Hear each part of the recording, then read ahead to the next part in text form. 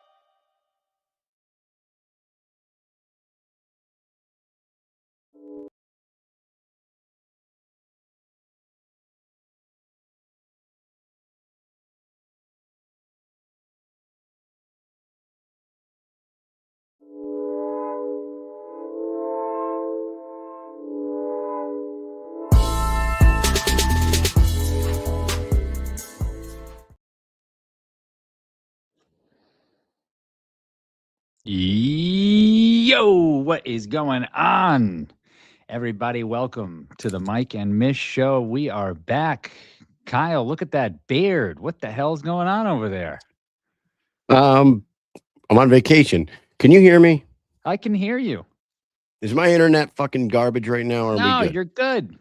We can hear Okay. you. God. Well, yeah, I'm on vacation, man. I haven't been to work since last week, and I went down to Florida, visited my family, spent some time on the beach, threw my back out, ended up in a walk-in clinic on Oh, steroid. They put me on a pack of steroids and fucking muscle relaxers because I'm an old broken man, and so that's you, that's how I that's how I ended my vacation. So you know, I think that you had a tougher time just going to Florida on vacation than Doug Coltrane had in the main event of Hawaii BKFC event. you left with more injuries on vacation. yeah, How the hell did that happen? We're gonna have to talk to yeah. Doug in a little while and ask him because I don't know how that happens, Kyle. I don't understand. You know what it is, How does dude? that happen? Listen, I don't know. Here and you know that I have a bad case of the shitty back. You know what I mean. And I blame it Yeah, on yeah. 25 years. 25 years in the military. I completely blame it on Uncle Sam. I know it's my own fault because I do a bunch of dumb shit over the 25 years, but you know, if I wasn't in the army, I wouldn't have met the people that I meet that wouldn't be pushing me to do the shit that I do. And then I ran into my gym buddy Dillis back in the day, and he told me either go heavy or go the fuck home. What's the worst that can happen? You die. And I just went heavy all the goddamn time. And And you now never I'm died though. I never So died, but I'm yeah, 44 years he was old right. now, and my spine is compressed, and I have degenerative disc all the way through my back, and I have bone on bone in my neck and my lower back, and here I am crying about it on my vacation. You know what I'm saying? Yeah, Fuck it, man. yeah. I'm Sounds pretty I'm here neat. though. That's very But on my scientific. vacation, I will say this: I got the boys' haircuts from the one and only Swervo Cuts at the Shave Parlor in Cape Coral, Florida. Shout Wow. out to Swervo. Shout out, Let's Go Boy there. Um, I ate dinner at Tito's Cantina, and we got to chop it up a little bit with Tito Ortiz and Big Ben Nice. Benasky. Large Benjamin and his wife Jen met us there for dinner. My kids Sweet. got to hold the Tito Ortiz belt. It was very cool. Tito drove his white Rolls Royce Phantom to dinner, so it's parked out in front of the restaurant. That car is absolutely freaking insane. Um, and then I was able to watch the BKFC Honolulu card while I was sitting on a beach chair the following day. I didn't watch it live because I don't know, it just didn't work out with our vacation plans. It was But on I did late. sit right. I did sit in the 85-degree sun with a shitty back and just watch the madness that was Honolulu, dude. It was crazy. That was a good card. Fucking good card. God, that was a that was a really good card.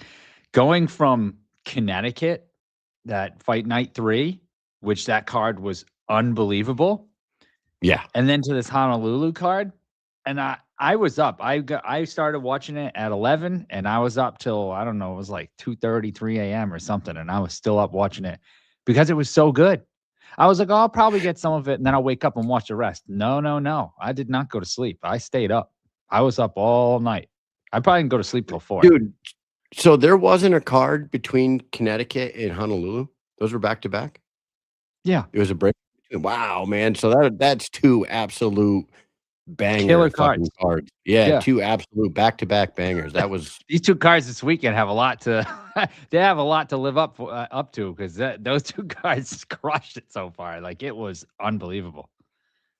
dude, and it's what's crazy is we'll get into this card, and we're gonna break it down a little bit, but just like I said about the Mohegan Sun 3, Fight Night 3, this card had comebacks. It had bell to bell brawls. It had a flatline knockout. It had a main event knockout. It had bizarre behaviors that we Yes. could talk about.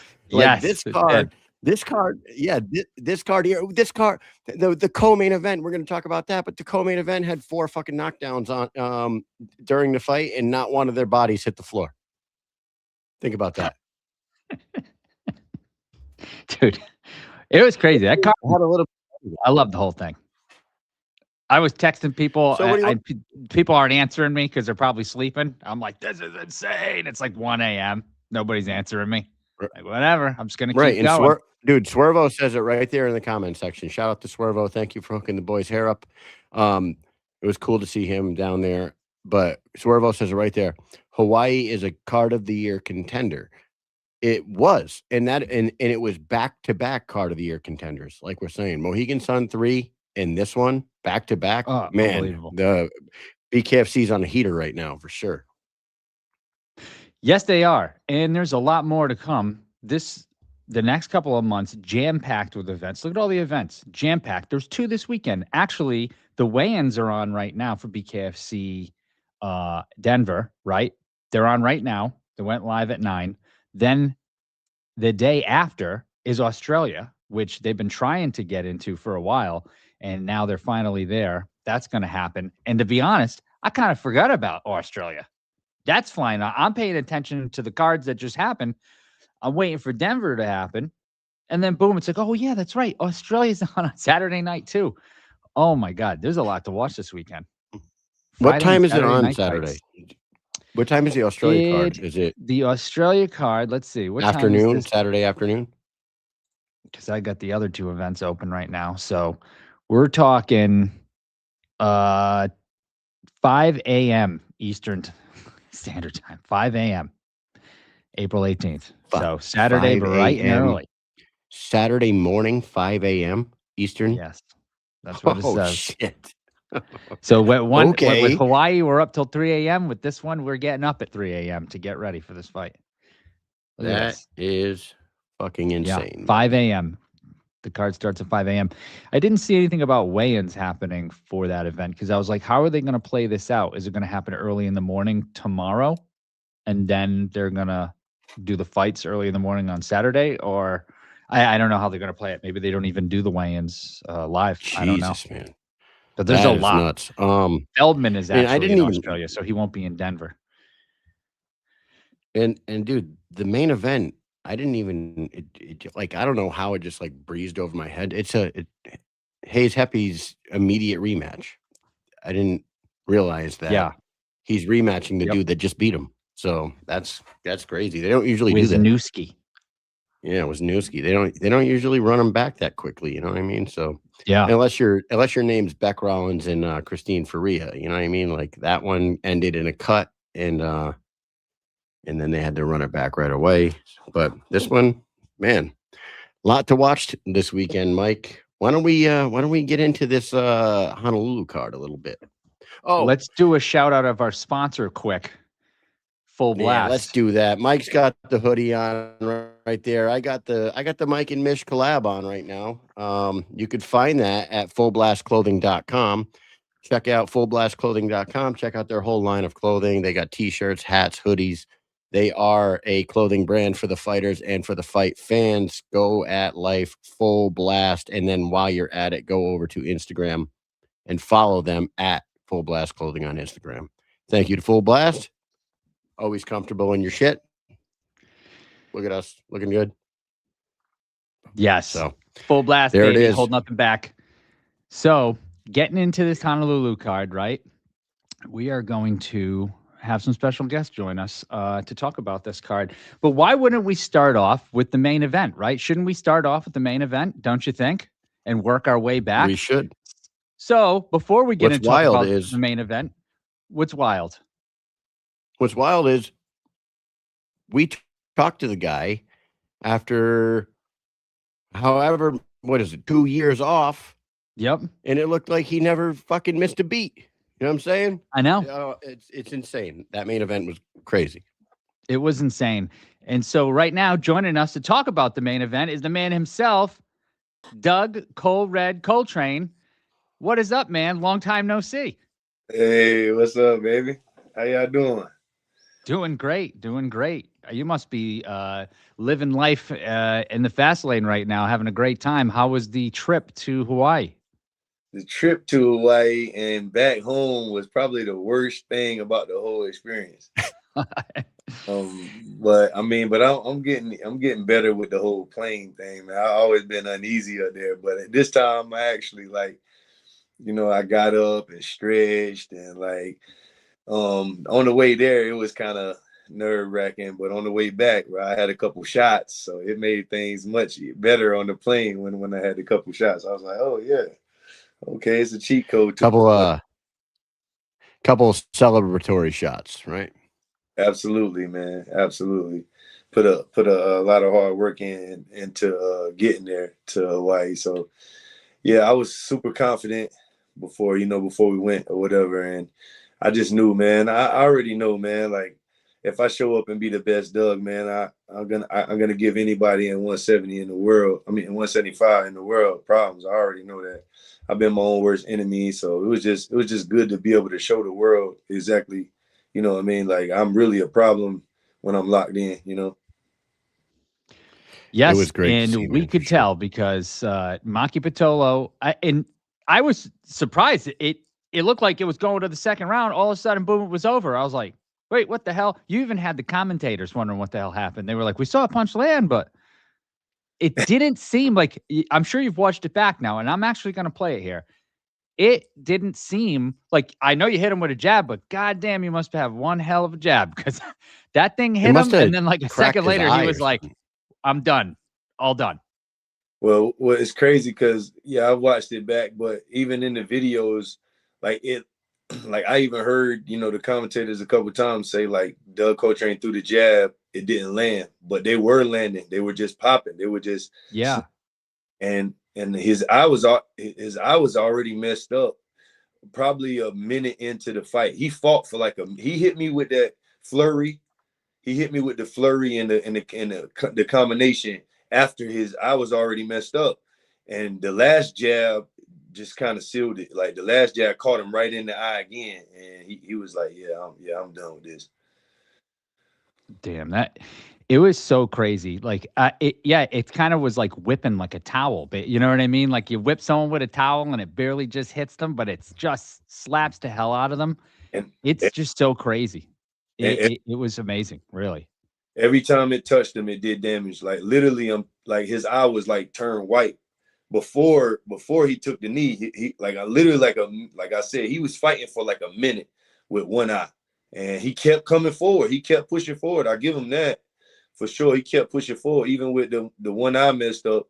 And then when I caught him in it again, I seen it like it kind of. I thought he was gonna stand up. Like it surprised me that he chose to stay down. I thought he was going to get up and just fight because he was at home and all of that. But I mean, I don't know. I mean, coming off my last fight, my eye was messed up. I couldn't see for 3 rounds, but I kept going. So I don't know. Did The UFC is different from this, man. I think these guys are gonna realize that eventually. Yeah, yeah. did you did you have any conversations with him after the fight? Do you think that like maybe his orbital cracked or something like that? Any conversations with Maki afterwards? Nah, but I did see his post on Instagram, and it just looked like it just looked like it was busted up a little bit. I don't think it was. I don't think it was. I mean, I don't know, you know what I mean, but I don't think so. I didn't see anything about that or nothing. So what I'm gonna do right now is we're gonna do something. I feel like we haven't done this for a long time. I'm gonna play. It's one round, so it's less than just under 2 minutes, really, the clip. But as I play it, feel free to commentate or tell me to pause it or whatever, and we'll watch it. It's the whole fight. We'll just play it and see what happens. Okay, I'll try. The bell round number one. Fast start off from scratch for Maki Vitola. He's in the black and Little gold. bit. Touch for Doug Coltrane. That- Coltrane on the really- outside. Kinda Sorry, hurt. we couldn't. Yeah, you're getting cut off by the audio. What were you saying? Oh, I was saying, I knew kind of knew he was gonna start out fast, but I figured he would have came a little harder than he did at first. When he let me establish the range, I started feeling a little more comfortable. I was herky jerky at first because obviously we know he's supposedly got big power. You know, he's got big power or whatever. He hurt, you know, knock guys out or whatever. So at first I was a little herky jerky, but I just kept flinging that jab out there. My bad. No, it's all good. I saw you talking, and sometimes the way the audio works on StreamYard, I don't know, it's just a roll of the dice. If audio is playing, it'll cut off the other person's sound. I don't know why it happens, but going back to the video. Okay. With his left hand, as he told us he would. Marky Pitolo big swings overhand right. Pitolo doing a good job of trying to be very adamant with his head movement. Doesn't want to be there to get hit. Left hand, right hand for Pitolo. Hands high and tight in the striking guard for Marky Pitolo. Right hand, left hand to the inside. Coltrane circling out. Were any of those doing anything to you, Doug? Really. Everything was falling short. He caught me with 2 punches, one on each side, out of that whole exchange, and they left a little knot, not really like a knot, but like, you know, a little bump.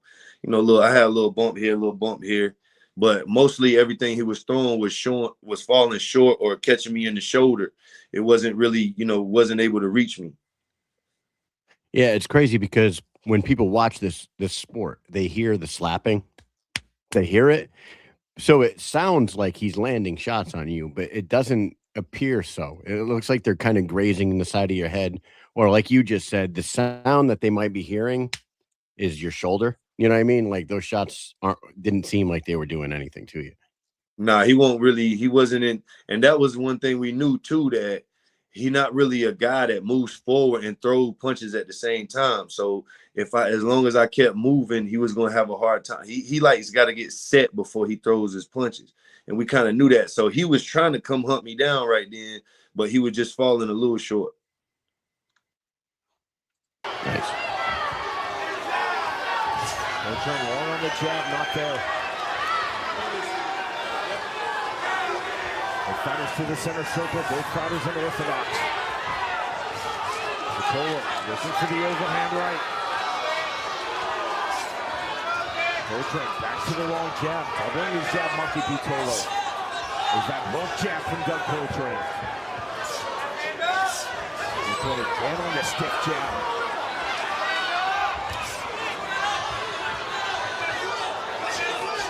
And so now you can see he's definitely bleeding from his left eye. Yeah, his eye was already hurt when he threw this combo right here. I feel like this was kind of like his last little bit of trying to get to me right here. Could you feel that? Did you know, like just looking at someone when you're fighting them, you're that close to them. See me, I see him, he's coming forward, he's bleeding. I know he's a little bit hurt, but is it enough to stop him? Can you sense that he's winding down? No, I couldn't sense it.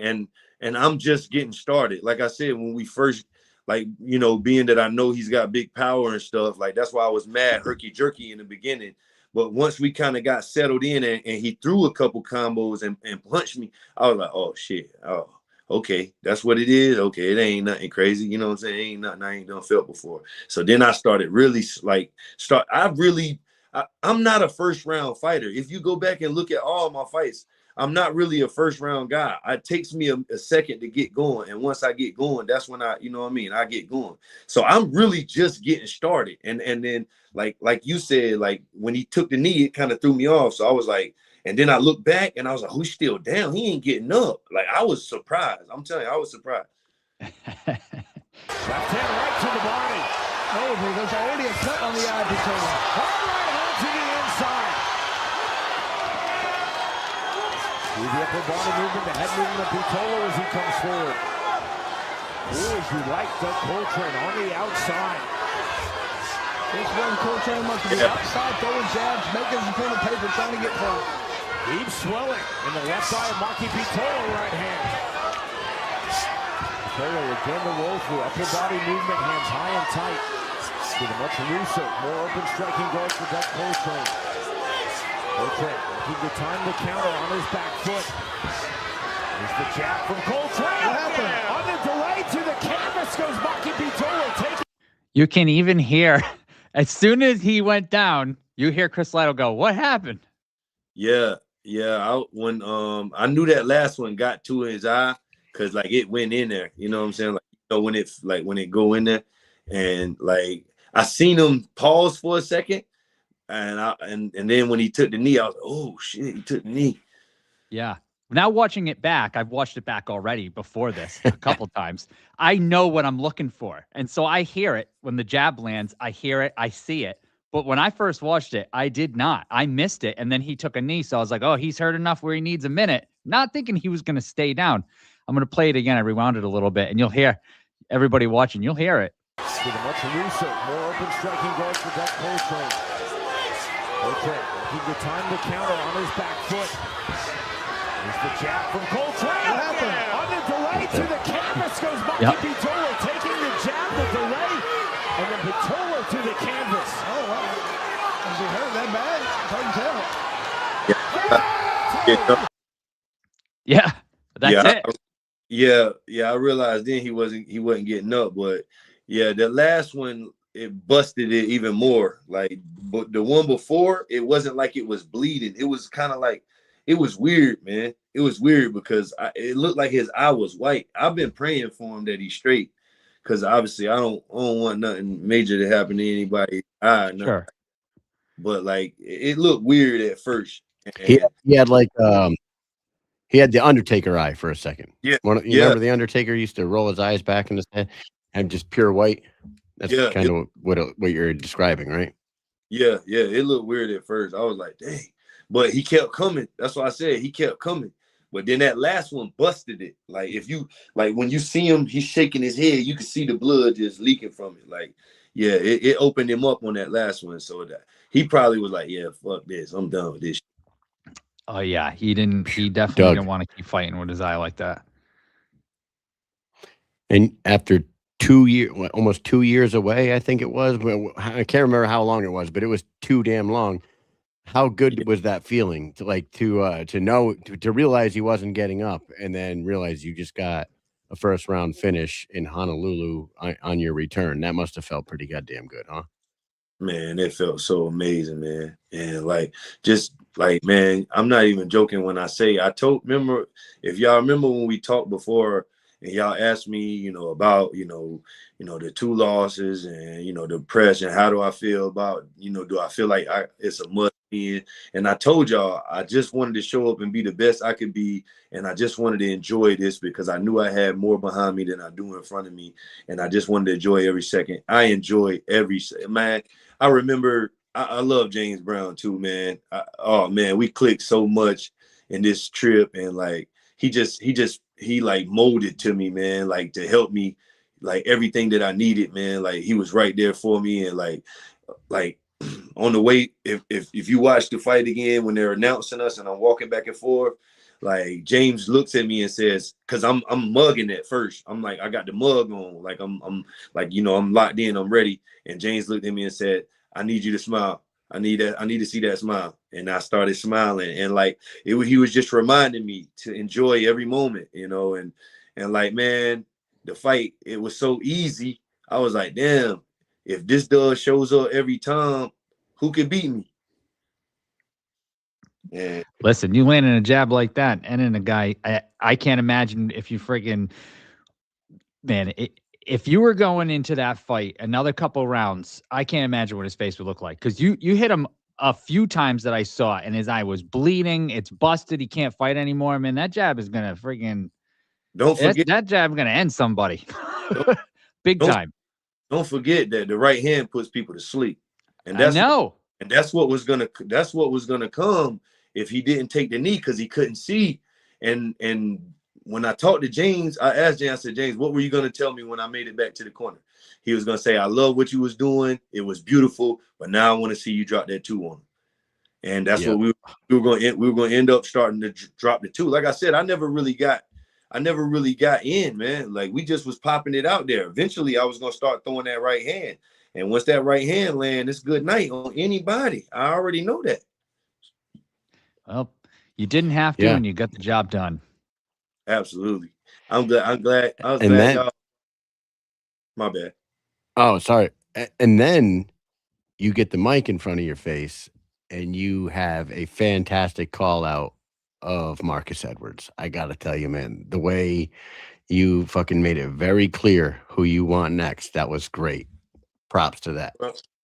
Well, I mean, honestly, I don't really know what's going on with that. I said yes. This is the only thing now. Now I said yes to go to your house. Now I feel like I earned that. If we scrap, that it's not going to be at your house. We could be in an even ground somewhere or something like that. I have to go to these dudes' house every time, and I've been doing it, and I've been saying yes. At least now, at least give me an even ground. You know what I'm saying? Where I don't got to go to his house to fight. You know what I'm saying? Yeah, I think it's time to give you a little bit of shine here in your own state. Let you get a hometown fight. I'd love for North Carolina to open up, man. I'd make so much money, man. Y'all guys really don't understand. Like obviously I'm nobody. Like I'm trying to be somebody, but like in the social media world, I'm really nobody. But where I'm from, like, bro, I get so much support. I get like, bro, I would sell the building out. If they came to Raleigh, I would make the most money for sure, 100%. If they came to Charlotte, I'd still make some money. I don't know if I'd make it, because the Charlotte would be like the Myrtle Beach, because Myrtle Beach like 3 hours away. Charlotte's like 3 hours away from where I'm from. So I sold some tickets in Myrtle Beach and I sold some tables. But if they came to Raleigh, came to Greenville, came somewhere close to where I'm at, oh man, I'd rock the building out in that joint, man, for real. Like I know I would, for sure. Man, we're looking forward to it. Hopefully the state gets opened up soon. Every state is pretty much opening, so I know it's coming up soon. It'll probably be within a year. I can just see it. There's not many more states to open up. So I want to thank you for coming on. We appreciate it. Fantastic performance in Hawaii. I loved it. I was up till 3 a.m. I know you heard me earlier. I was like, I'll watch some of the fights, and then I'll wake up and watch the rest of them. I didn't go to sleep till like 4 a.m. I was locked in, man. So, and, you capped it off with a fantastic victory. So we're looking forward to seeing you fight again. You have any last words for everyone watching and maybe some sponsors? I just want to say, man, yeah, I got too many sponsors that even on my brain to be able to try to call everybody out. But, I thank everybody that helped me get there, and, everybody that believed in me. And, yeah, man, I can't wait to get back out there. Thank you guys for bringing me back on. I did mess my hand up a little bit, like my finger is banged up a little bit, but other than that, man, I really don't got much, other than that. So I feel like in a month or so I'd be ready to go again. So I mean, whatever they want to do, man, whoever they want to bring out, I've said yes to every name that's ever been thrown my way, so it don't matter to me who it is, as long as it makes sense. Somebody in the top 5. I'm in this thing for a good time, not a long time. So we're trying to get back to Mundell and show everybody, that the first time, it definitely got to me, the pressure. So that's the goal. That's what we're going to aim for. I thank you guys. Thank you. Thank you so much. Thank you. We will talk to you again soon, everybody. Doug Coltrane. Take it easy, brother. Later, Doug. Congrats. Later. So that was cool. Yeah. We got to go over his fight. Good fight. Good knockout. I mean, listen, the guy didn't make the count. I couldn't believe it. I didn't know what the hell was going on there. I could not believe it. And then I rewatched him. Like, I can hear him hit. But, man, dude, he was snapping them jabs. You want to know a little trivia about that fight? If the fight stats are correct, they threw and landed and missed the exact same amount of punches in that round. Both threw 33, both landed 12, both missed 21. Damn. But it was Doug's 12 that closed the fucking door on the fight. Closed the door, man. So we're going to continue to go through this Hawaii card, but we have another guest that's going to go through the card with us because, why not? Why not bring on a fighter who knows about fighting bare knuckle, and his name is Roberto Armas. What's up, Roberto? He can't hear. Can you hear me? Yeah, we can hear you. Give me a thumbs up if you can hear me. Okay, I can't hear you guys. You're going to have to back out, come back in. All right, back. Got him. I'm going to kick him from the studio. There we go. You know why? He'll be back in a text second. while he was waiting. You know that? That's what happens. That's the StreamYard friggin' Bullshit. All What's right. up, man? All right, we're good. It's because you got a text earlier. I saw that your screen went black and then all of a sudden it came back. That's what happens. You must have got a text in it. I don't Anyways, know. what's up, man? Welcome. We're going to talk about the Hawaii card. What's happening? What's happening is that Hawaii guard was fucking amazing, and I'm sure we've been discussing it already. I'm excited to talk about it. I watched from beginning to end. I was watching the UFC fights, and immediately when I turned it on, me and my homeboy were sitting next to each other. Every fight, wow, wow, it was insane. There was no reason for us to turn the other to the other channel. We weren't even interested in anyways. We were going to watch the BKFC from start to finish, but man, that was such an amazing card. Let me ask both of you, and then we'll just go through. What do you think was the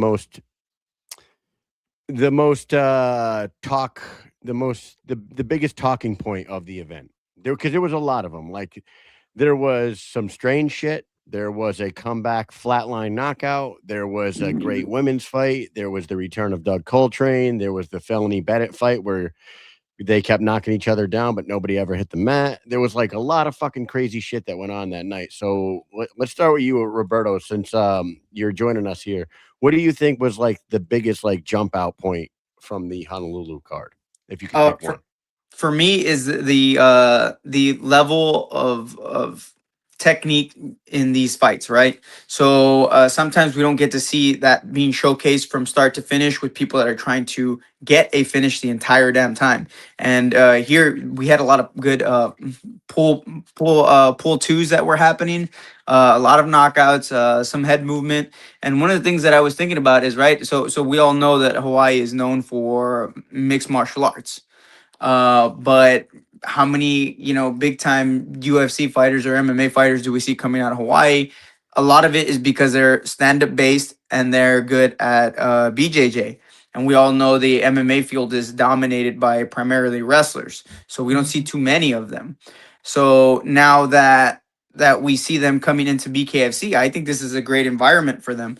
But that being said, we also see these pro fighters that veteran fighters that have been in the game for a while, like Doug Coltrane, like Clear. Joseph Creer, that were, man, they were looking good out there against that aggressive opponent. So what I'm excited to see is what's going to come from what they're learning of the style that they're bringing to now integrate into BKFC. I will say this: Joseph Creer is one hell of a fighter, and like, Oh yeah, dude, he is so fucking good. And like his loss, he has that loss against Brian Atchison. Brian Who is a Aitchison goddamn was a bigger guy. He is a wasn't. They weren't even in the monster. same weight Yes. class. And when they weighed in against each other at Sturgis, and we saw like the immense size difference between Atchison and Creer, we were all like, oh man, Creer's in trouble. He gave him the fucking business that night. And it wasn't until Atchison knocked him on his butt in the 5th round and took the 5th round from him that he even sealed that fight. That was up in the air all the way into the 5th round. Joseph Creer is a fucking problem, and he could be a serious conversation in that 185 division for sure. He is a serious conversation for anybody. There's going to be very few people that are going to be taking that fight. And I was at Sturgis with him when he fought Brian. They were both had different opponents, and both of their opponents fell out. So Creer stepped up and fought Brian, and he was a much bigger opponent. He was huge. I remember watching him during the media day, and I was like, "What the fuck is this guy doing? He's fucking massive." Yeah. But It didn't seem possible for him to be 205. I remember interviewing him, and I was 210 pounds at the time. And like, he looked massive compared to me. And I said it while I was interviewing him. I'm like, dude, I'm no biology fucking expert here, but there's no way that you and I weigh the same. This doesn't fucking make sense at all. So Joe Creer is a beast for doing what he did out there in Sturgis, for sure. Most definitely. But that was so that was one of the things that stood out to me. I'm glad that they brought in these veterans against some of the mixed martial arts veterans of Hawaii, so we can see that kind of skill set being showcased of styles make matchups. Now we're starting to see we saw a lot of the first time guys do very well against each other, but we also saw some of the veteran guys go up against their top guys. And I'm excited to see more of this. If you ask me, some of those guys should be brought in for Knuckle Mania. They need to be some of the prelim fighters. That's how we're gonna put some asses in seats. Those are some amazing fights. Yeah, they were unbelievable. Unbelievable from top to bottom. I was saying, like, I thought I was going to watch a couple of fights, and I'm staying up till like 3 a.m. watching these fights, which is crazy. I'm always complaining about UFC lasting so long, because they start at 6 and it goes till 1 and I'm falling asleep. But this one I had to stay up till 11 to even start, and I was up the whole damn time. Yeah. It was such a great card. We had some weird stuff happen, right? There were some weird things that happened, okay? And so I want to bring this up because it's very odd and I'm not exactly sure why it happened. So I'm going to play this one clip here. Let me lower the volume so it doesn't blow our ears out when I play it. All right. So this fight is Samson and Canal, right? Is that how you say their names? You know what I'm talking about? Yeah. Okay. So I don't know what the hell's So going on fucking here, weird. but let's watch this, and then we'll talk about it. I'll upload the second clip as well. But I was like blown away by this. There's the duck under. No, saw the entry, didn't take it. Back to the object for Micah Sampson. Either Sampson had to start double up on the jab or really try to throw the right. Just he did. Whoop. So now it looks like he's trying to get out of the rings, and I like that right hand. So he's out of the ring. Why the heck Dude. did he do that? Straight up He just retreat. He like slides underneath. Let's see. He goes underneath the damn ropes. He like stops. He looks, and then he goes under. I don't know. I've never seen that happen before, right? Roberto, have you ever seen anybody do that before? No, but I was trying to figure out what the hell happened. I was thinking maybe he fell, and then on like the bounce back up, like he tried to get up, he slid, but it looks more like he purposely slid under there. Then it happened twice. Yes, it did. It happened twice. Okay, and so here's the second one. Feint on the jab from Sampson, right hand. So no, talk to us about that wrestler's pressure, the wrestler's pace getting to the inside. He did it again, Sean. Baffled. Talk to us about that wrestler's pressure. I love how Chris says he did it again. Dude, what is he doing? Why did he do this? That audio clip needs to be saved. He did it again. He did it again. And it's funny too because like he did it the first time, and I was like thinking during like between rounds, like, why did he do that? I just never saw that before. Never in a million years thinking that was going to happen a second time in the same exact fight, and then it was going to end the fight that way. It's a small area to get underneath there too. He like looks. It's not that big. It's not that big for you to slide under. So that's crazy. pretty incredible. Man, holy shit. I've never seen anything like Dude. it before. You know what I do sometimes when I watch these? I just jot down notes because I want to remind myself of things. This is exactly what I wrote during this fight. I wrote, not a lot of shots being landed for either guy. Sampson does look quick. What the fuck is Canals escaping under the bottom rope for? That shit was strange. That's what I wrote in my phone. That's my notes. Like, And then what the fuck? he did it again. And then he did it again. It was bizarre world for sure. Oh man. But yeah, that was definitely a highlight of that night. One of them, man, these fucking are you guys gonna go through all these knockouts? No, just a few, but I do have another highlight I wanted to do for the night, and because there was a lot of great fights, right? We're not going to cover them all because we'll be here for 2 hours talking about it. But there is a fight that we are going to cover, and it was the second fight of the night. And it was so awesome. So The awesome. pool, was that the pool 2? Well, I don't know. Eno, yeah. When Enos versus yes. Yeah. Wow. Yeah, he goes back and then boom. Dude. Yes. So that fight was so ridiculous. 2 minutes of everything that you could want in a fight. These guys were battling it out. One dude ends up getting knocked down. Then he gets knocked down again. You think he got hit back of the head maybe a little bit. Then he goes to shake hands, and the guy attacks him instead of shaking his hand, try to get a couple of shots in a little cheap action there, right? And then gets blasted. It just ridiculous fight. Yeah. And I actually have the whole round because it's the full fight. It's like 2 minutes. And you know what? Why not push the limits? Maybe we get kicked off of YouTube today. I don't know, but we're going to try it. We'll see what happens. So I'm going to bring the video up right now and we can watch it. And it is incredible. I was telling everybody, I sent this to people who don't even watch. You got to watch this. You don't watch fighting, you're going to watch this. And that's what I would do. So let's take a look at this friggin' fight because this shit was awesome. Just the volume here. And here we go. Making his BKFC refereeing debut. Love this fight. Calls knuckle up from Chris West, round number 1. Black trunks for Joe Macalino, gray trunks for Pono Enos. Already coming out swinging like crazy. Immediately to the inside, chest to chest comes Pono Enos. On the left hook goes the overhand right in the clinch, just as Enos talked about. Beautiful turn in the right uppercut from Jerome Macalino.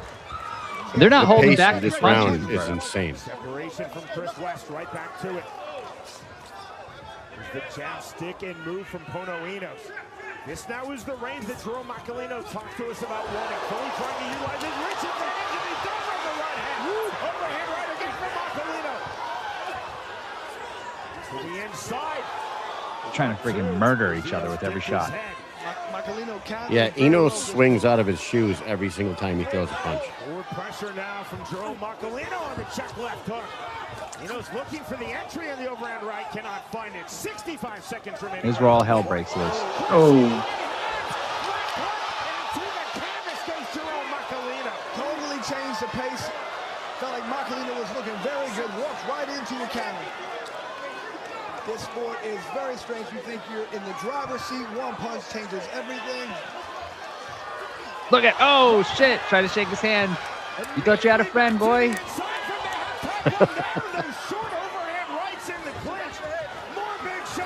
Dude, he throws with power. Tons of power. Oh my God. He did it again. Grabbed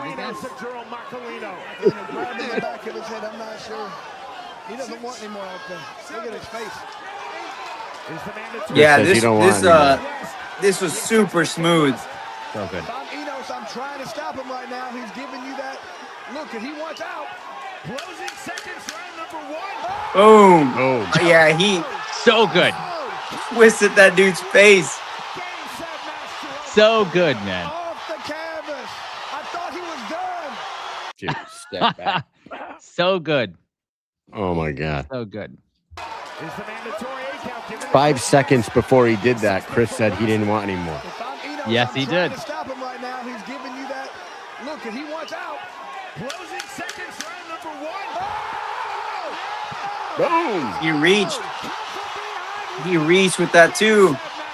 Come over, miss. Big miss. I thought he was done. Unbelievable. Oh my God. That is like everything you want. If a fight's going to be around, that's what you want. That is insane. Yeah, that was good. What do you think about the shaking of hands or fist bumping or high fiving and stuff like that? Are you for it, against it? And also, would you ever pull that move? No. I fist bump every round right before we start. But if that's not your thing, whatever, you know what I mean? I mean, if you smack me, I have this. I was just talking to my coach about this thing. I have this thing where if you try to cheat or do something that really, really upsets me, like foul, I will get upset and I'll try to hurt you, essentially. Like, more, hurt you more. no. What I'm saying is, like, if you headbutt me on purpose and I find out, I'll hit you with an elbow. Like, Yeah, there's yeah. just lines that I draw as an athlete where I don't go. And if we're gonna cheat, like, I get very, very mad. And the reason I say that is because it was happening during the last fight where my eyes were getting poked out during the clinch, and I got fucking pissed. And you can hear the audio. I looked at him and I was like, "You fucking do that again, I'm gonna snap your fucking arm." I was livid during the fucking match, and yeah, I felt those eyes going in my fucking eyeballs, and those fingers going in my eyeballs, and I get fucking mad. Those Ugh. are things that I don't really tolerate. I mean, You- it's essentially an eye for an eye, is what you're saying. Hey, you fucking Yeah, fuck with yeah, me, and I'm gonna at that fuck point, with I you don't back. care about the decision that's gonna happen. Like, if we're gonna go there, we're gonna go there. There's a fair fight, and then there's savages. Yeah. Yeah, I was like, You "Oh, shit, know, he fucking punched him." He tried to give him a fist bump. He fucking punched him after he knocked him down. I'm like, "Oh my God." And then, I'm sure there's a lot of people be like, "Hey, that was karma." But hey, that shit was crazy. He kept his composure very well. I will say that, and I think that if he hadn't dropped him that round, I think the way he was composed during the whole round, he was trying to box him, and that guy was trying to swing and fucking take his head off. So after that first round, I think he would have pulled it off anyways. But it was a sweet move that he pulled out. so that fight, what I wrote in my notes here for this one is pretty crazy because I wrote round of the year, then I wrote comeback of the year, then I wrote knockout of the year. All candidates, all Yeah, three. it was really good. All three of those things. They are candidates for all three of those categories: round of the year, comeback of the year, knockout of the year for sure. They might not win. There might be better rounds, better knockouts, better comebacks, but those three categories all got fucking entries by that one round for sure. That was a crazy 2 minutes. 2 minutes of I could see BKFC. knockout of the year. He almost made his head spin off there. He almost Right. took his head off. You just see it go, wow. Yeah. Man, it was nasty. I loved it. So I loved it you, so much. you know what I thought was a crazy fight, and I know that you guys will have thoughts on this. Felony Bennett's fight. Um, Yeah. that fight was nuts, and it was like back and forth the whole time. It was entertaining the whole time. There was 4 or 5 knockdowns, but neither guy actually went down at all, which is so fucking weird. It's like such a weird stat. You know what I mean? Like 4 knockdowns, not one guy touched the canvas. You know what I mean? It was a knee. It was 2 knees and 2 hands that touched the canvas. Boom. And that was a fucking whacked out. That was a weird fight, right? Yeah. What do you think, Roberto? Yeah. Watching the whole fight. Anytime you watch Felony Bennett get down, you're gonna have a fucking circus. It's fucking nuts. But like Great I said, circus. I was just too entertained to be paying attention to like those small little details like that. I was like, oh my God, what's gonna happen next? I need more.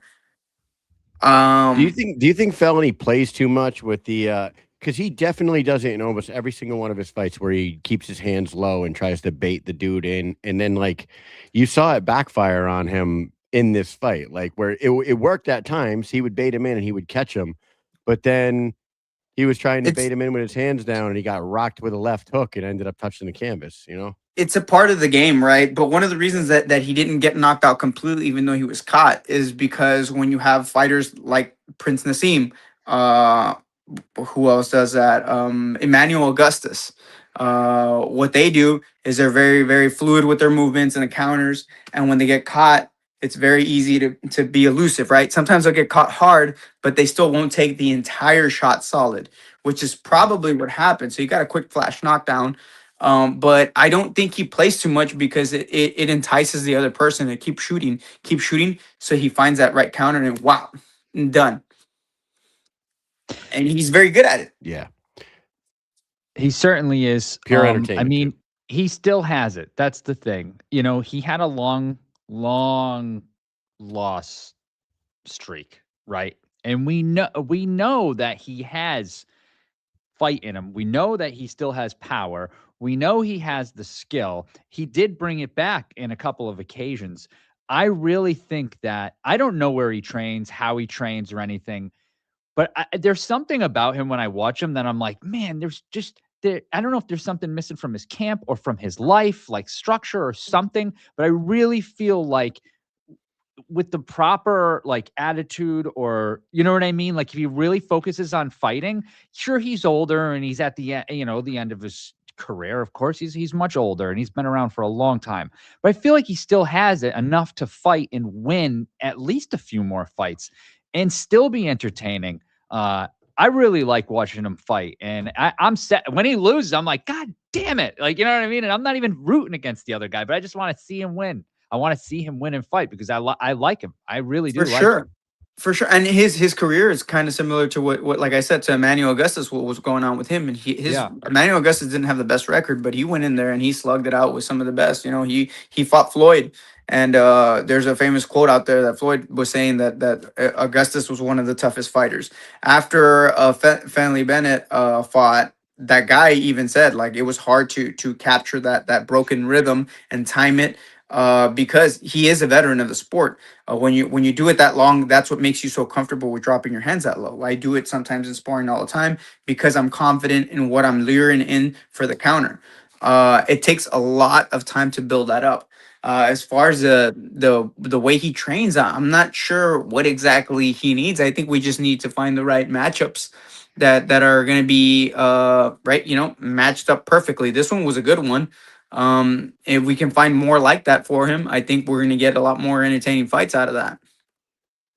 Absolutely. 2-26 in his last 28 fights, which is crazy because he has 48 losses, which means 26 of his 48 losses were in the last 28 fights. It's just a fucking wild record that this dude had. I mean, his record is crazy. It is. Actually, 43 fights. So out of his 43 losses, 26 of them came in the last 28 fights. How many were KO? I don't have How many were that KO? right Oh boy. You're gonna have to get that's important too. You know what I mean? If you have guys writing it out to decision, that's 8 of them. Right. He was KO'd in 8 of them. 8 of them were KOs. And then the rest were a lot of submissions, and then a handful. There's something to be said about that. When you look at a record and you say 48 losses, yeah. Okay, how many rounds did this individual? How many rounds did this individual throw out there, right? Because that's a lot of fucking rounds. That's not just 48 fights, right? They could have been ended in the first, but he's not getting knocked out. He got submitted, which is usually what happens when you have somebody that gets smacked hard. As soon as they get smacked hard, they become wrestlers and the jiu-jitsu starts happening. But that's not going to fly here in BKFC, right? What are you going to do? You can clinch him up, but again, he's very elusive. So maybe we just need to give him more fights. That's what we need to do here. Yeah. I was just asking ChatGPT if you could if it could tell me how many rounds Felony Bennett's fought, and it's thinking a lot. That's a tough question. I don't know how it's going to come up with that answer. I mean, look at my amateur MMA record. I'm 3-6, right? But something that doesn't tell you that a lot of those losses went to a decision. So I have a lot of rounds under my belt, and it was against guys 1-2 weight classes above mine. And it was as soon as that I'd smack them, the wrestling came out, and this was just so frustrating because why am I trying to wrestle with a guy that's bigger than me? This is one of the reasons that led me to BKFC anyways. But I understand that there's a lot of experience to be earned in those long rounds, and I think that's what we have with Bennett. So this is what I got. Okay. It's estimating. It's saying, I don't really know, but this is what I've got. 80 fights times 1.7 rounds, 135 rounds, MMA only. That's a lot. So bare knuckle and others, fights. BKFC, 5 rounds, 2 minutes each. He's had 5 fights, add roughly 10 to 20 more. So final estimates between 140 to 160 rounds he's probably had. That's a lot of rounds. So yeah, and like Kyle was saying earlier, he has It's his 80 matches, 31 wins, 47 losses, 10 by knockout, 26 by submission, 11 by decision. Yeah, you can't buy experience like that. That's for MMA. So yeah, even fighting in front of a big crowd, that's important. You know, that's a lot of fucking fights in front of large crowds. He's used to this. You know, his heart rate is not going to be as elevated as others, which again, that's why he's so poised in the ring. So we have another special guest about to join us here.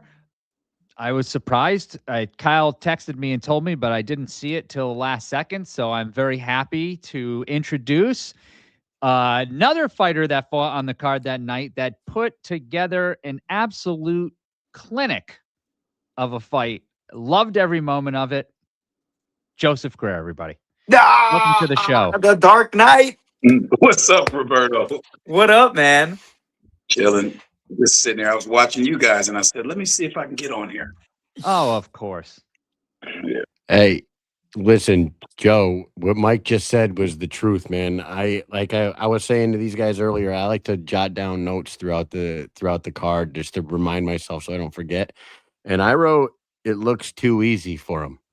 That's what I wrote. Like, I don't know if you felt that way. It looked like you were really putting on a bare knuckle boxing clinic in there against your opponent, and you just looked like one of the best 185ers on the planet when it comes to slinging no gloves. You know what I'm saying?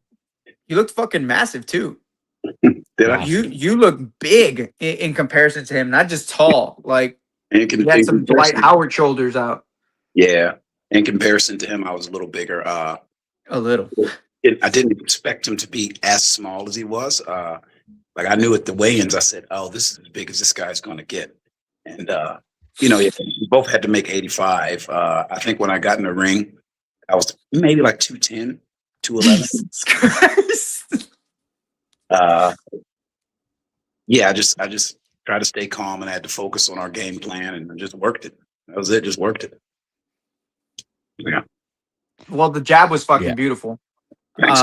You stuck it out there, and that height difference and size advantage definitely showed. There was nothing he could do. You controlled that fight from start to finish. Yeah, I was just trying to hold the center of the ring, and if he pressed me, I'd step off line and I'd make him pay for it. And I mean, I just tried my best. The uppercuts were crisp as hell too. Like whenever he would try to get in on the inside, you would use your length really well, but when he would try to make it dirty, you would slap the clinch on and just hit him with uppercuts, and he would be fucking second guessing himself. It was beautiful, dude. I think I attribute all that to the amount of sparring that I got in for this camp. I got some pretty aggressive guys. I'm talking about one specifically at our gym, and he was with me 3 days out of the week, Monday, Wednesday, and Friday. He'd come in and we spar 12 rounds straight, 30-second break, and we were really working. He's a big, aggressive guy. He throws big overhand. You know, he throws a good left hook. He can get inside. He bobs and weaves and everything. And I was just expecting. You know, with some Hawaiian guys, I know they're going to come forward and I know they're going to throw big. And I knew he was durable. I knew that Kanakoa was very durable, and it's a stereotype that I have with the Hawaiians. I was like, no, these guys are tough. These guys are warriors. They're going to march forward, and that's exactly what he did. And like, so we knew that was going to play into our favor because I appreciate when people step in on me, and as long as I'm in shape, you know, I can. So this isn't a sport about durability, though. Every time you tack on that little damage, that you know, little tiny cuts that you just keep opening up. And I'm honestly glad the doc stepped in because shit. Yeah, man. I told my corner, excuse me, at the end of the second round, I told my corner, I said, they're about to stop this fight. And then right when the third round started, the Dr. Muzzy, he pulled him over to the corner, and I was like, see, they're about to stop this fight. Watch what happens. And he's like, no, thumbs up, let's go. I was like, yeah. Oh shit. That's right. I was like, all right, well, let's keep going. And then, like, you know, I started feeling like a little bad. And I was just like, okay, let me try to end this as safely as possible for him, because he was hurt, guys. Well, you were landing a lot. You were certainly landing a lot. And like Roberto said, they were adding, you're just adding up. And I'm going to go over really quick the punch totals, right? Round 1, round 2, round 3. Round 1, so I'm just going to do landed, okay? You landed 34 to his 6 in round 1. In round 2, you landed 28 to his 10. And then in round 3, you landed 13 to 0. So like you were really, really throwing, like triple the amount of shots and you're landing half of them. It was, it was a lot and it was building up.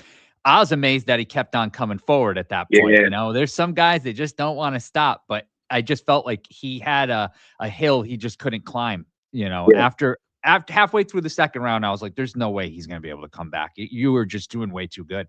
Were you feeling it going into that week? You were just feeling different, or are you just that's where you're at in your career right now? That's where I'm at in my career right now. When you guys had Doug on, that's my boy.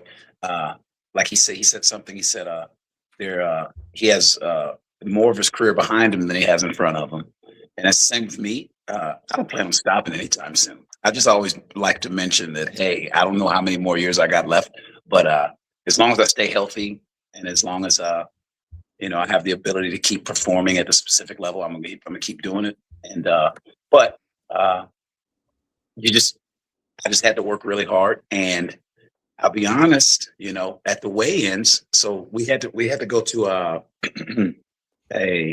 radio show, and we had to go to weigh-ins, and like he's being a little arrogant, and I was just like, wow. And then like at weigh-ins, I don't know if you guys saw it, he was kind of like talking some shit, and and I was like, okay, all right, and I was doing my thing, what I usually do. It's like there's no reason for me to talk shit about anybody or anything. I was like, I'll just deal with it on Saturday. And I dealt with it on Saturday.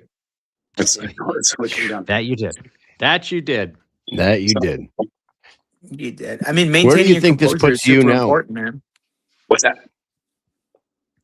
He said, where do you think this puts you now? Yeah, I was gonna say, like, now, like, you do look like you're one of the best 185ers in the company for sure.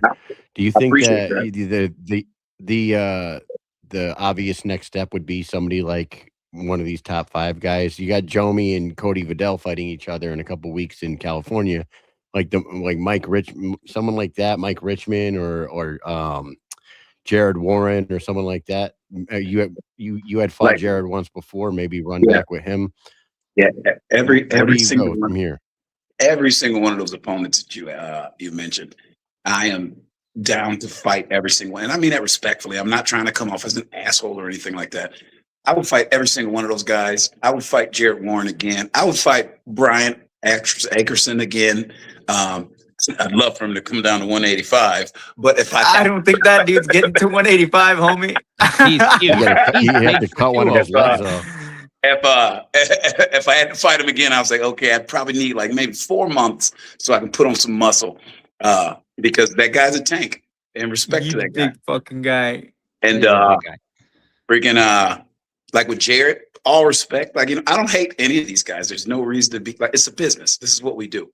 Sure. And I'd fight Jared again.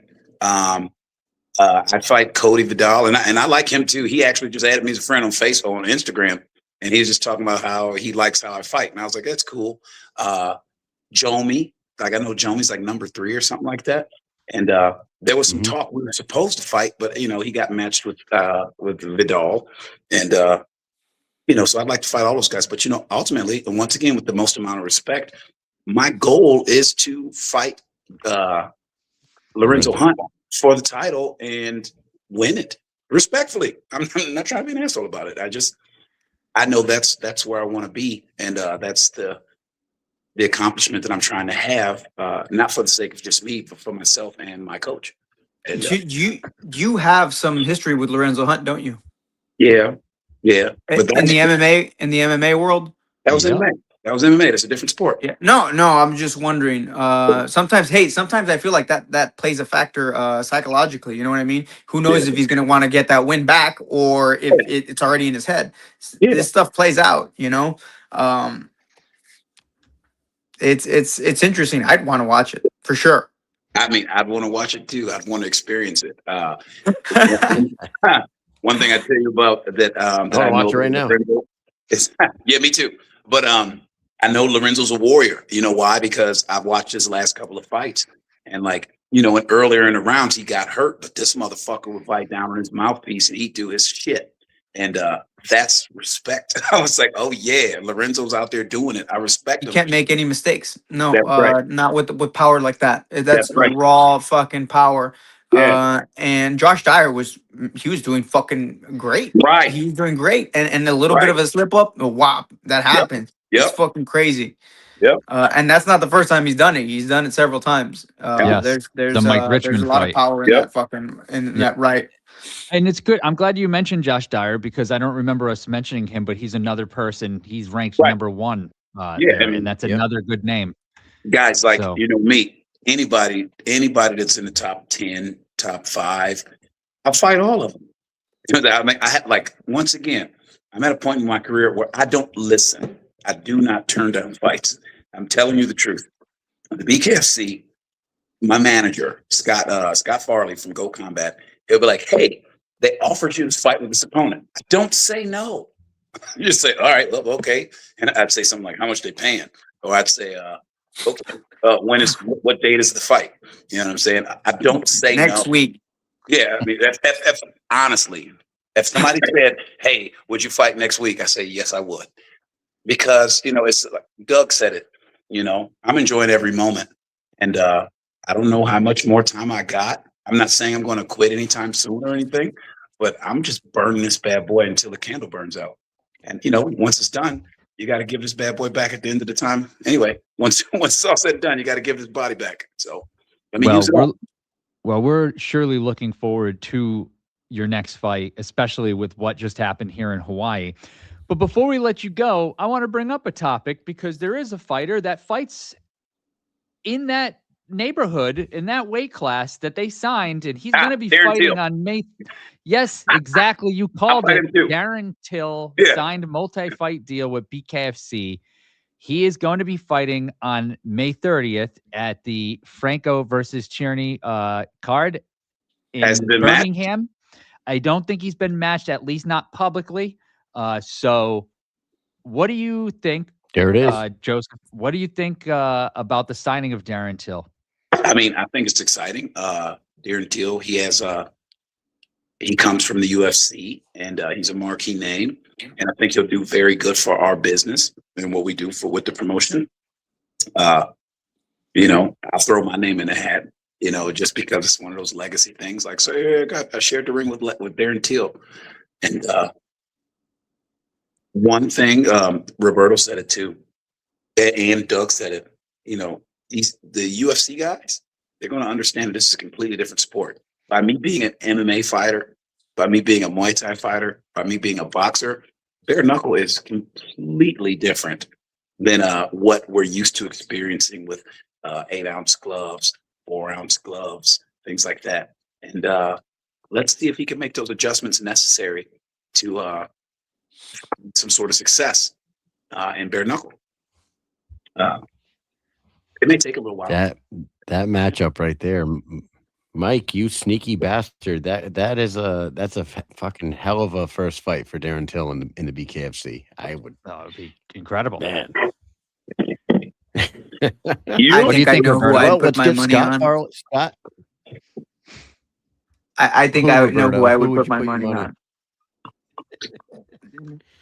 yeah. Joseph Creer's got it. Well, Scott, get to work. Stylistically, I think stylistically this would make a nightmare of a challenge for Darren Till. I've seen him box. Again, this is an MMA. You can't just, not everybody can Mike Perry their way through punches like that. It's Right. just not. It's not. But something's wrong with Mike Perry's face, or something's right with Mike Perry's face. But that dude has like titanium in his fucking forehead, and in his nose.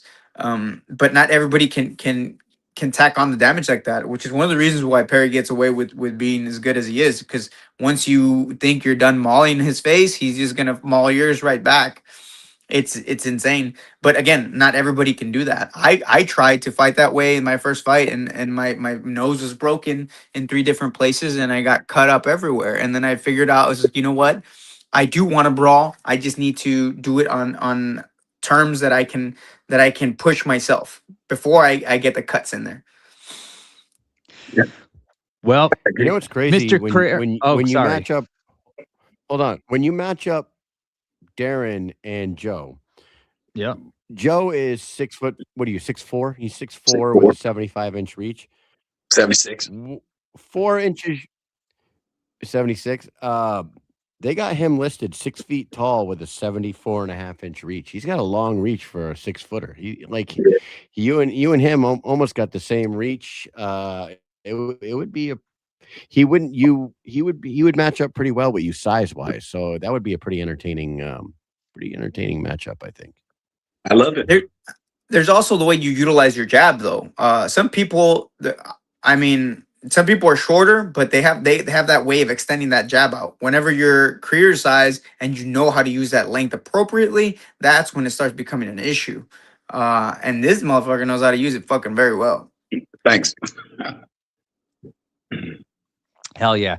Well, Mr. Carrere, thank you so much for stopping by. I'm glad that you contacted us and said, hey, let me jump on and talk about this fight. Because, man, that was a sweet fight. So thank you for that. Thank you for that artistic display of bare knuckle savagery. Thanks, man. I appreciate it. We loved it. You have anybody you want to shout out before you get off? I would like to shout out Scott Farley, my manager, Goat Combat Agency. And I'd like to shout out Caleb Pope. That was my sparring partner. It's super important that I always mention him because without him, there would be no success that happened last weekend. I'd also like to shout out Stephen Bass from Savannah Combat Club. He was in my corner.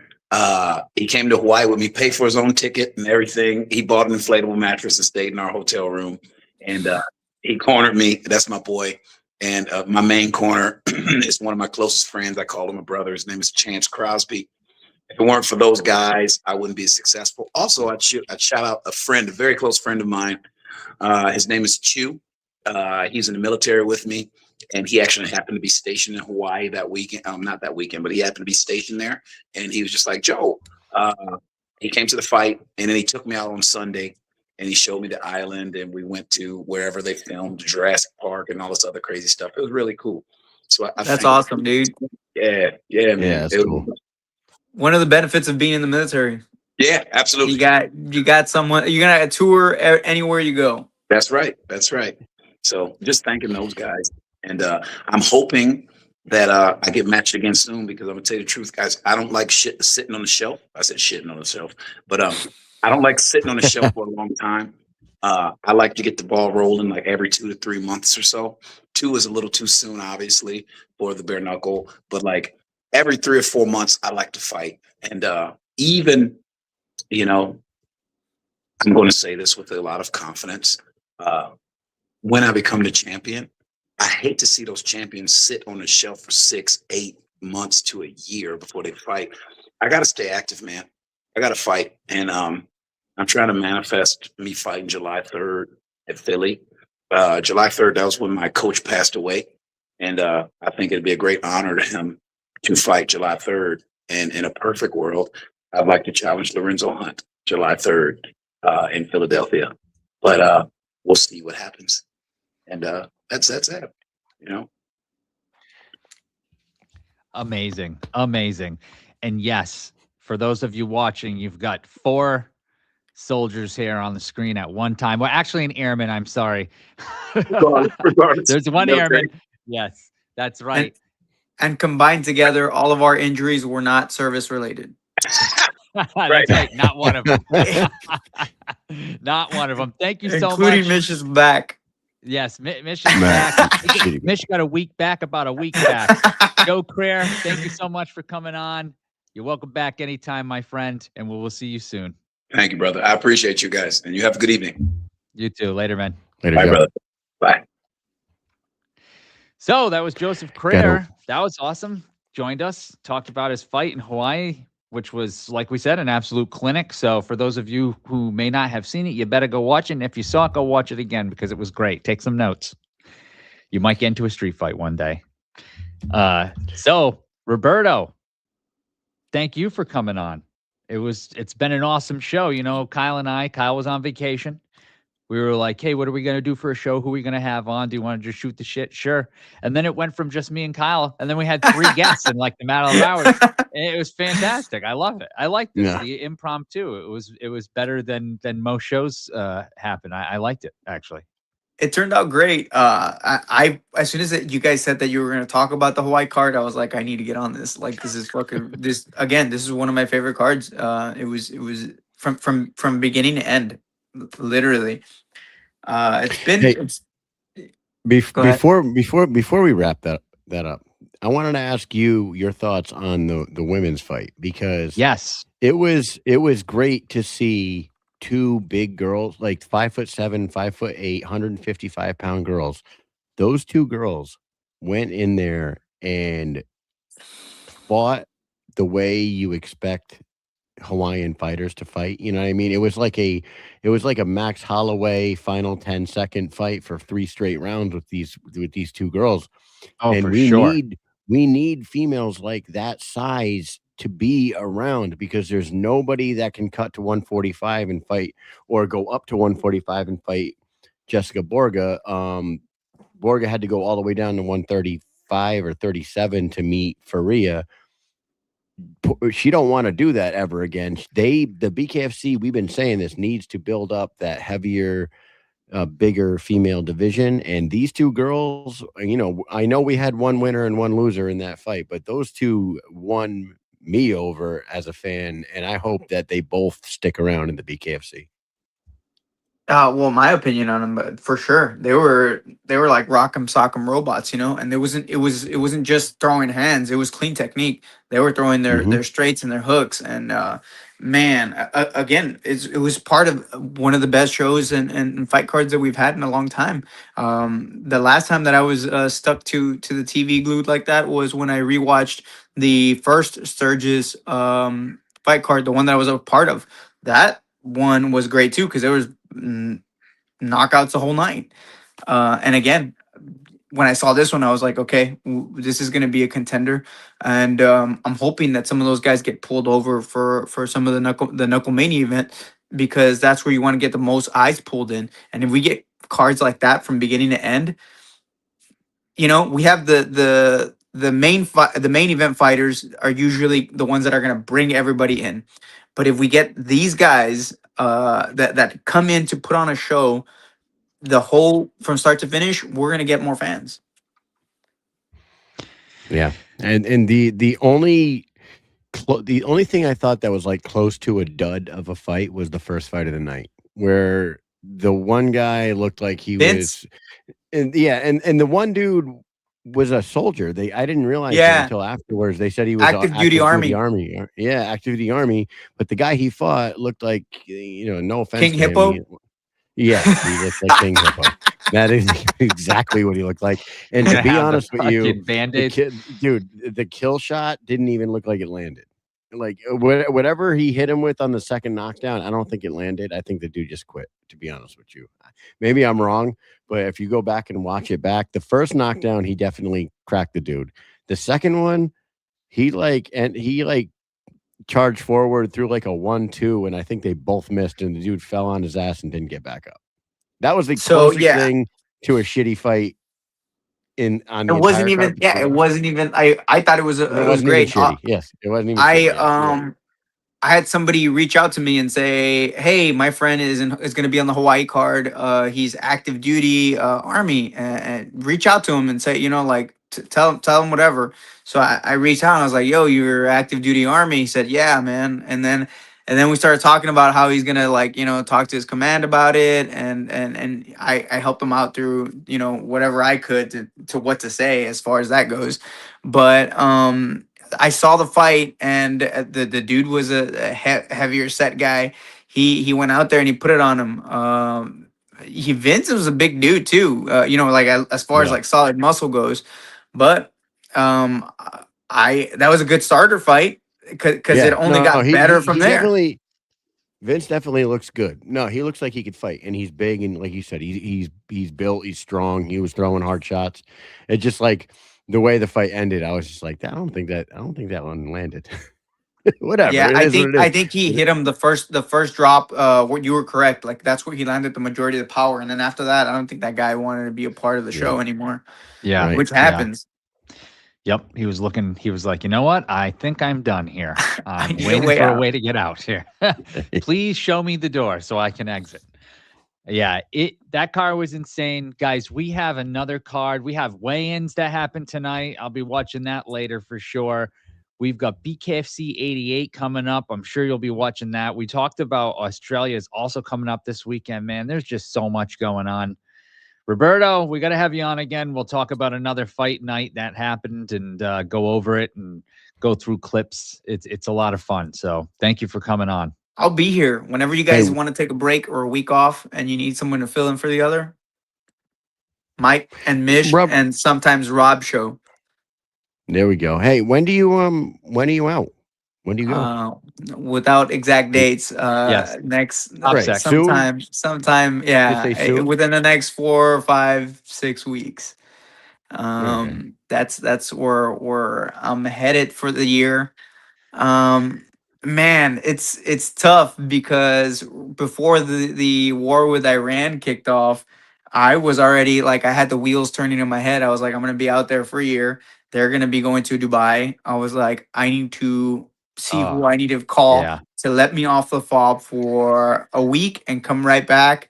And I was probably gonna get it done, and then man, this happens, and I was like, Yeah. hopefully everybody Entertainment chills out. Yeah. in the Middle East is not happening right now. That's for sure. Right.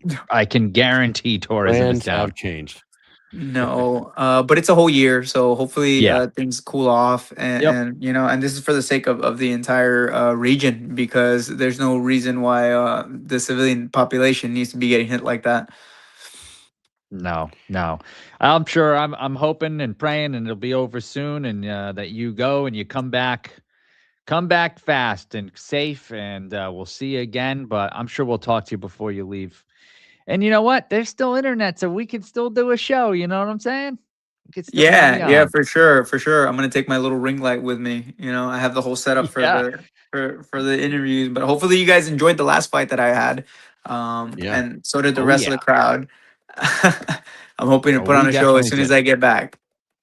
No, we definitely did. We're always rooting for you, man. And we can't wait to see you again. See Take you care, guys. Roberto. Take it easy. Have a great night. Have a good weekend. Bare Knuckle Fight Club, baby. Later, Later. Roberto. So that was Roberto Armas. Joined us to talk about some fights that happened at Hawaii. Man, so Hawaii was great. We touched on that. We basically hit just about every fight on the card. And we've got a I'm trying card to think coming if up there this was- weekend. I'm There's trying to think if more there- stuff. The only other thing that we kind of touched everything. You know what I thought was funny? And Cizernos? we don't have Was it we don't really have to talk about this Cizernos?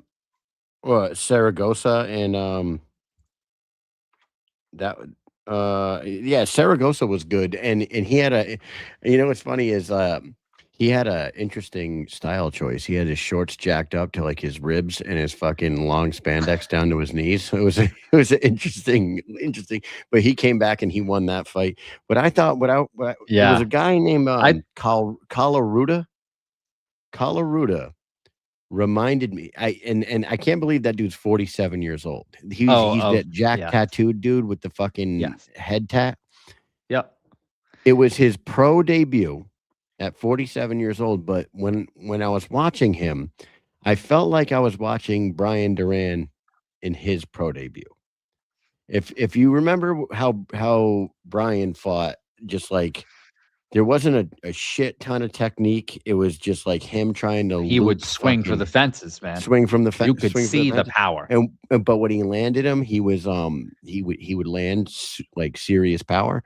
That's what that dude Calaruda was that. Like he looked like a 20-year older Brian Duran making his fucking debut. They Yep. were kind of built the same way. The fucking Yep. tats all over them. Not the cleanest technique in the world, but landing power He's got shots. It just heavy shots. Like you see heavy power. shots. Like there's a force field on the end of his hand. Just you could just see it moving. Like, oh my God, if that hit's gonna hit somebody like a train.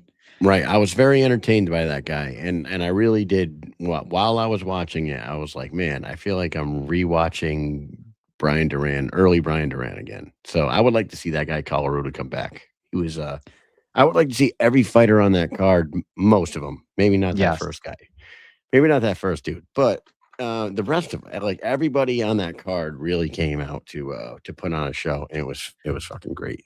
Yeah, it was a lot of fun. So before we really quick just look over the fights that are happening tomorrow night, I did want to briefly just give a couple of congratulations out to some of the BKFC fam here.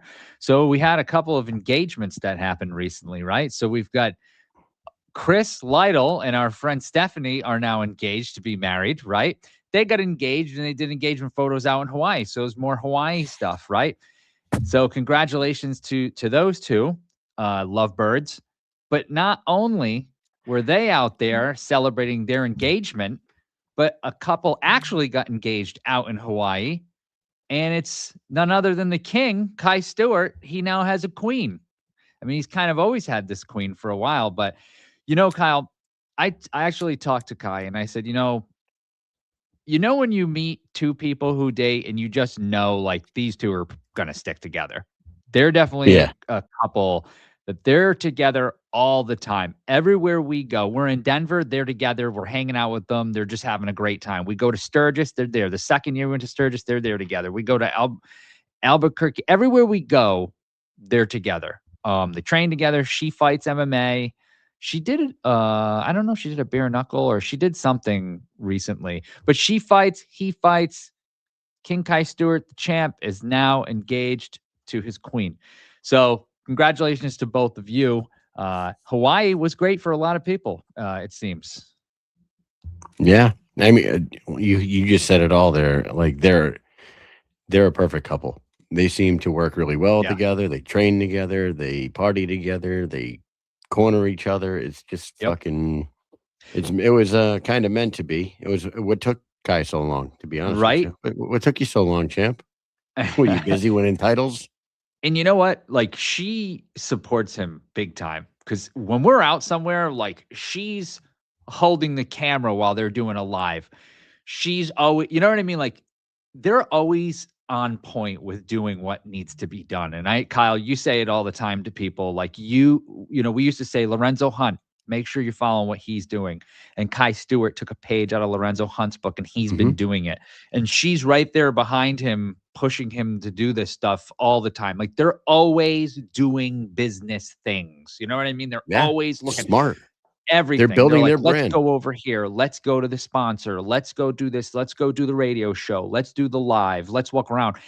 And they're just always doing something. So very, very, very good. I'm happy for them. They're a good couple. So I'm glad they're engaged. And so before we touch on BKFC 88, there are two more things I want to talk about. And they have to do with new fights and changed fights. Changed fight, Gaskins versus Guyman. New main event for Clearwater 3. That happened recently. So no more Jared Warren. I want you to and I am not disrespecting anybody here, Mike. How is that the main event when there is a former title contender fighting a former world champion from another company on that same card?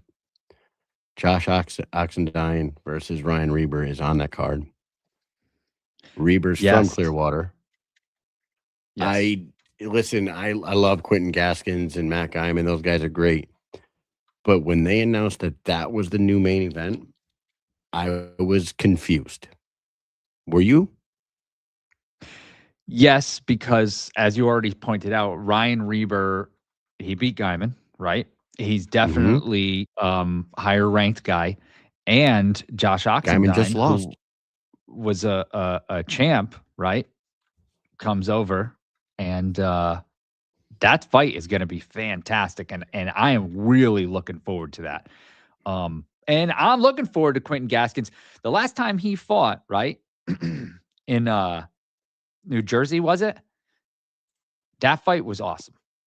He went Right. there, Yeah. he did his Oh, no, thing, for sure. but to be pushed forward to the main event, I disagree. I was just like, I was taken aback by that, actually. Yeah. Like, I saw I wonder it, what Reber thinks. and I saw it, and I thought, this can't be real. This, like, it just didn't make sense to me. Like, and like I said, no disrespect to Quentin or Matt Guyman, but, like, with Guyman just coming off a loss, Mhm. Yep. Quentin Gaskin Connecticut. on his way up. Quentin Gaskin is climbing the ranks. You got a title. You got a number one ranked guy in Ryan Reber fighting a former champion coming over who looked great in his debut for the company. Yep. Why? I just don't understand like why that wouldn't be the main event with Quentin Gaskins as the co-main. It just like made sense to me. Yeah. You know, it is what it is. I mean, there's either gotta way, be something behind the scenes that we don't know about. And right. a lot of the times it's, it's kind of the easy, it might be the easy button. Is it purely a business decision? Does Quentin Gaskins and Matt Guyman pull more than the other guys? And that's why they're top billed. I don't know their numbers, but that outside of what, because you know what I mean? Stature in the company, that's not why, right? And like you said, it's no offense to Right. those guys, but where they sit in the rankings, It didn't. and then their win-loss ratio, it's not going to get them that spot. So the only thing that my mind always goes to is business decision. They sell more Always. tickets. Maybe It's the only thing Guyman. I can think of. I know that Quentin is extremely popular. I know that Yep. Quentin Gaskins is very popular and has a huge He's been around for a huge while. support. Yeah. People don't realize that. Yeah. Remember when he was at Orlando with his dog when Arnold Adams fought? That was a long time ago. He was there. The first time Reber fought. Yes. That was on that card. That's right. Yeah, when I'm looking at the card, no other fight on the card, and that's not a shot at anybody else on the card either. None of these other fights jump out as main event material, but the Reber Oxendine one does. So I was just confused by that. I love that fight. I do that too. Reber I cannot Oxendine wait fight, to see that fight for sure. Okay. So we've talked about that. Here comes something that has got me so happy. I'm telling you, I am so happy. Got two guys that are fighting. Love both of these guys. Man, this fight is going to be great. Lane versus Henry on June 4th. Oh, God. This fight is awesome. I love it. These guys are both savages. And honestly, I really just think like finally Henry's really now going to fight somebody who I believe is a great competitor. You know what I mean? Like, not that Henry hasn't fought anybody, but you know what I mean? Like, I feel like he needs better competition, and here it is. Our wishes. This is the one.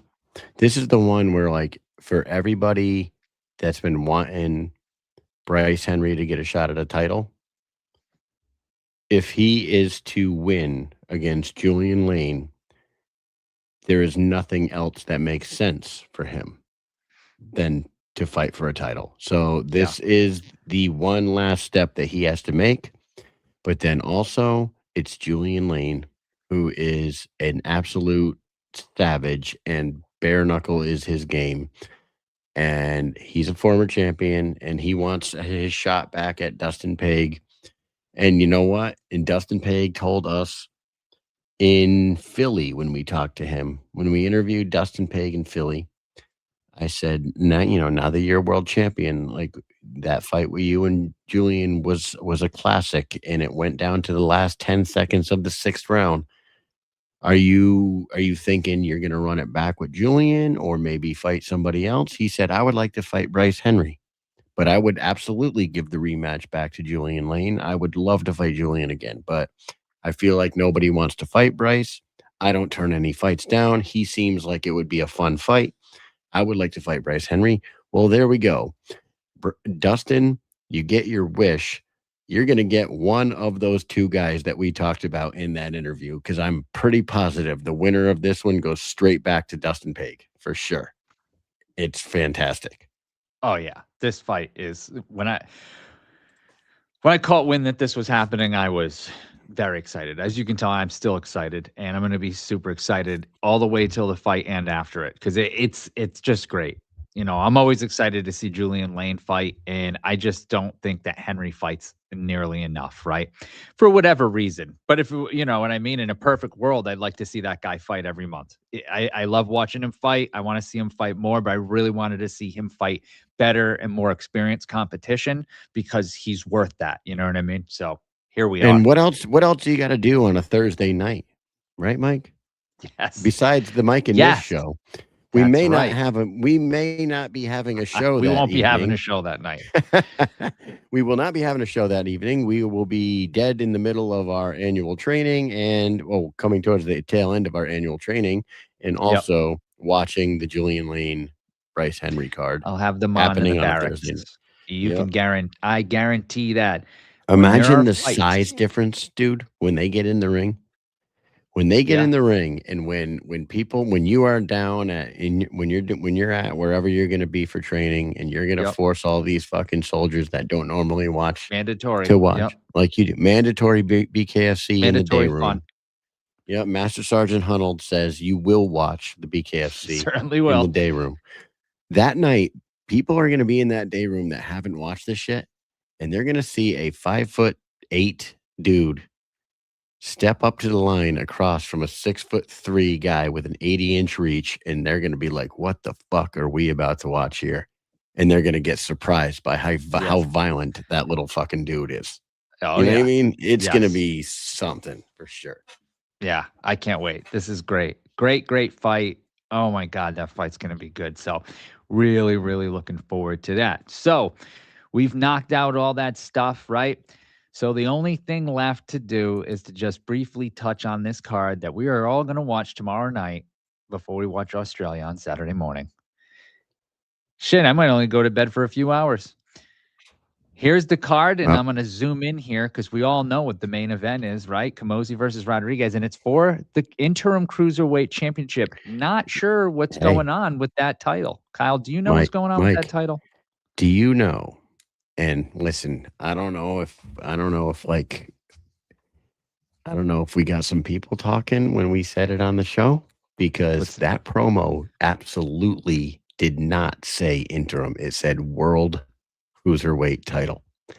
The promo video now says for the interim cruiserweight title. Damn it. It does. But I think it just slipped through the cracks. Right? It did not say that before. We played it on this show. It said for the world cruiserweight title. And we were like, is Alessio Sakara not the champion anymore? Like, what do you mean? Yeah. What does that promo mean? It was for the interim, but the promo says world title. Now, when you watch that Honolulu card the other night, they played the promo for Denver 15 times, and it absolutely says Chris Camozzi versus Esteban Moja Rodriguez for the interim BKFC cruiserweight title. I'm like, they fucking added it. Oh, so well, there you go. What? It's for a title, and if I was judging the fight with the Alessio Sakara, I didn't think that he won the fight. So, but you know what? I'm not a judge, and I don't make the calls. So I'm glad they are fighting for an interim title, though. I am. And so let me zoom in on this card, though, right? So right. We all know who the main event is clearly the main attraction because Chris Camozzi versus Mohawk is must see TV. But for me, I don't. I'll ask you what your eyeballs get immediately drawn to here. There's two of Yeah. them for me. Okay. It is the co-main event. Brito and Figueroa is definitely like I want to see that one because Brito is a legend. He is Mhm. a former champion, and at 155, I don't know if is this at 155 or 65. Probably 155, right? I'm gonna look on the website real quick and I'll tell you. But that fight has my eye. But the return of Rodney Hinton, in Fort Worth, It's lightweight. that okay, it is at 155. So Elvin Brito at 155 has looked very dangerous, and Romero Figueroa is one of the hottest prospects in that lightweight division. So Mhm. that fight immediately draws my attention. It is the co-main. Obviously, it's at the top of the card, but that one has my attention. Andrew Yates and Rodney Hinton. Andrew Yates is a very good fighter. Rodney Hinton is a fucking maniac, and Yes. he puts on a show. And shout out to Yates. He was watching earlier. I don't know if he still is, dude. We had a guy watching. Oh, Corey Willis. What you talking about? Willis is watching. So shout out to him. He's fighting Copeland on What's that up, man? card. That Yeah. we had a guy Copeland. named Rico Pico Butt Chico 79 was watching the show. I like that. Rico Pico What do you think of Pico. that? Rico Pico Butt Chico 79. Anyway, Perfect name. yeah. Golden Boy Yates is a very tough night out, and Rodney Hinton has like more fucking drive than anybody we've talked. The dude is just a fucking maniac. So I can't wait to see what his next fight looks like. I hope it's just as entertaining as Fort Worth was, because from the weigh-ins to the walkout to the fight to the post fight, that dude was fucking awesome that night, and looking forward to that one. So Yes. Now that's definitely one that I would have said myself because Andrew Yates, we know we've got some history with Yates. You know, we've been to his fights, we've talked to him a few times, and definitely love to see him fight. And Rodney Hinton, you know, he's been around for a while, so we kind of know him. We know him when he was just training and he was just living with the boys, the fighters, in the fight house in that apartment and just chilling. And you know what I mean? We knew him when he was just a friend of the family of BKFC, and he was just working and doing stuff. Now he's a fighter and he has victories, and he showed that he has a lot of heart. So it's nice to see him up there, and I can't wait to see that fight. But you know, you mentioned it. I love heavyweight fights, man. I love to see heavyweights fight, and I was really looking forward to seeing Josh Copeland get in there and fight Parker Porter in Connecticut. But unfortunately, we didn't get to see that fight. You know, something happened. Josh had to pull out. But guess what? He's back, and he is one hard-headed motherfucker. Okay, that guy is a tough son of a bitch. He would not go down when he fought Big Ben Rothwell. He is a fighter with heart. He's going to come forward. He's going to swing for the fences, and he's going to push a pace. And he can push a pace, that guy. He has, you know what I mean? He's got the stamina. He's got heart. Corey Willis, the only guy to take Perdomo, you know what I mean? He took him 3 rounds. Perdomo didn't know what the hell was going on. He had a good game plan, but I feel like he pulled him into deep waters. I think he pulled himself there too. You know what I mean? It was like he did what he had to do, and he just couldn't close. He just couldn't close. But you know what? Fucking kudos to him, because he went in there. A lot of people were like, oh, here we go. You know what I mean? And everybody was surprised. It was like, holy shit, this guy's fucking not pulling to the second to the third. And Perdomo was thinking, man, he didn't know. He didn't know what to do. He had him confused. And we also saw Corey Willis go in there and just really, as we said earlier, he did great at Sturgis as well when he fought Zach Kalmus. So like, I want to see how he comes back from that fight, from the last fight into this fight, going against Copeland. Mile high, baby. It's gonna be crazy. Dude, So these guys Well, are big boys, and they're going to be swinging. I will say this: Copeland, his loss to Ben Rothwell was one of the craziest losses I've ever seen in my fucking entire Oh, time yeah. covering this sport. Because like you said, Ben landed, I don't know how many punches. We could probably look it up real quick. Yeah. Ben landed so many damn punches on Copeland, and he was not showing one fucking speck of going down. It was just crazy. No. And No, like Ben I know. Rothwell said to us on this show, I thought I was gonna have to kill the fucking dude. When the corner threw the towel in, I was so relieved because I was like, what the fuck? How many times do I gotta hit this fucking dude? Yeah, He he will wouldn't not go away. down. Yeah, it was Okay. just You ready absolutely for crazy. these? You want to I'm hear ready. the totals here? This is a heavyweight Yes, I fight, do. guys, and that ended in round 3. So, Josh Copeland threw 203 punches and landed 108, missed 95. And Ben Rothwell threw 220, landed 145 punches, missed 75. He Dude. landed 145 punches as a heavyweight in 3 rounds. 3. Yeah, you Dude, might want to go what? back and watch that one, people. You may want to go back That's and watch that one. 200. What was Ben? 275 pounds in that fight? Yes, he was. That's And Copeland, 275 pounds punching you 145 times in 6 minutes. yeah, Fuck. and Copeland did all he could to weigh as heavy as he possibly could that night. Too. Holy shit. It's just absolutely fucking crazy. Hey, also big shout out to a Mike and Missionary that's fighting on the card tomorrow night. Our boy Yes. Anthony Yost is coming out. He's Yes, Mike the Missionary. He's going to be fighting. I think he's second fight on the prelims. If you pull the graphic back up, I think he's the second fight in the night. You're gonna want to stay out of the missionary position in this fight. Yeah. Mike and missionaries don't fall down into the missionary position in your fight. No. This isn't jujitsu. This isn't jujitsu. You're not pulling guard. Jiu-jitsu. No.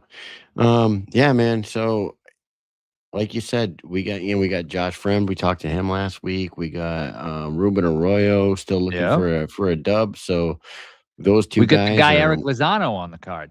You get Lozano is always around. Always. I mean, yeah, you get another violent. You got a fucking another violent night of fights tomorrow night, and then you got to wake up early in the morning and watch the Australia card, Mike. So I just did a little bit of math, Kyle, for the fight for the 6 minutes of Josh Copeland versus Ben Rothwell. Let me hear it. So I said, let's see, let's take 60. I just took the time and divided it by the punches. Basically, it's like 2.4 punches a second. So, really? Yikes. Yeah. Because what was the total combined? Like 440 something, 460 that's something. Being punches? hit. That's how many times Josh Copeland got punched. Or not a second. Sorry. So yeah, he got hit 2.4. Sorry, I did the math a little wrong. But yes, exactly, Kyle. 400 punches landed in 6 minutes. So that's between about the two dudes. Yes. Just absolutely insane. I would recommend. So seriously, like that's one of those fights when people ask us about the BKFC, and I never watched it. If I was gonna make like a list of 10 fights to go watch, go watch these 10, and after you watch these 10 fights, you'll never want to stop watching this sport. Yeah, it's like one punch a second, basically. That would probably be one that I would tell people to watch. Be like, this one's a little one side. It actually wasn't that one-sided though, because Copeland was landing shots on Ben too, but just Ben was landing these devastating flurries up against the ropes. So he kept switching. He would put the tie plum on him, and he'd tie him up, and he'd hit him with his right hand, and then Copeland would like switch to block, and he'd grab him with the right hand and start hitting him with the left. Boom, boom, boom, and hitting him with these uppercuts. Ben Rothwell put on a fucking clinic on how to dirty box in the clinch in bare knuckle, and was it his first fight? No, it was his second, because he fought Bobo O'Bannon in his first one. Yes, that's right. Yeah. Yep. So after one fight against Bobo that lasted 15 fucking seconds long, Ben Rothwell goes out there against Josh Copeland and looks like You were he wrote the close. book. 19. 19 I seconds. do remember that. I don't. As a matter of fact, I think I remember that because we knew it was 19, and when Ben was on this show, he was like, "Yeah, they called it 19, but it was more like 15." Yeah. Yeah. So, anyways, man, big night, big weekend of fights. It was awesome to come on here after vacation. I was on muscle relaxers and prednisone while I'm sitting here talking to you tonight. Yeah. I'm probably going to get up and walk away from this chair and want to fall over because I've been sitting for so long and my lower back is a 2 hour. shit. Put on a Yeah, 2-hour show. It's a shit show. And tomorrow, you know what I'm going to do? I'm going to take the boys and a couple of their friends, and we're going to go down to Great Wolf Lodge at Foxwoods, and I'm going to probably lay in a float and float around the lazy river all damn day while those kids run wild in the fucking park. Nice. So that's Cool. the plan for me. Vacation Sounds does good. not end until the weekend is over. So what do you got planned other than watching fights? Watching fights, and next week is vacation week for Rhode Island. So school vacation, spring vacation is next week. Connecticut was this past week, and next week is Rhode Island. So I'm gonna be chilling all weekend. We're gonna be doing all sorts of fun stuff around here. Are you sticking around, or are you going to take them down south to see the fam? No, we're staying up north. Gonna Dude, it enjoy was the north. for everyone that tunes into the Finally Mike and Mish nice. show and hears us bitch about New England weather all the time. It was fucking 85 degrees today in Connecticut. Yeah, I went for a run today. Fantastic. It's going to be 50 tomorrow, but whatever. That's all right. That's shorts weather. Yeah. So. All right, man. Well, you got anything else for these people? Because, we got to shout out our sponsors. That's right, man. Full Blast Clothing. Look at this shirt, man. Oh, man. Fucking love it. You can go on there. You can get it for $25 on the fullblastclothing.com. And then after you go buy yourself a Mike and Mish shirt and a hoodie like Mike's got on, go follow them on Instagram at Full Blast Clothing on Instagram. So that's right. Shout out, let's go, boy. Well, shout out, let's go, boy. With that Yes, said, sir. Mike, I don't think we got anything else we got to cover tonight. Denver, it was a great show. Hey, thank you to Doug Coltrane, Roberto Armas, Joe Creer, all not planned guests tonight that all popped in to shoot the shit with us for a little bit. Yep. So that was very awesome of them. It was a lot of fun. And and congrats to all the winners from this past weekend. And we'll be tuned in on tomorrow night when we're watching Denver. Mike, got anything else for the people? Peace.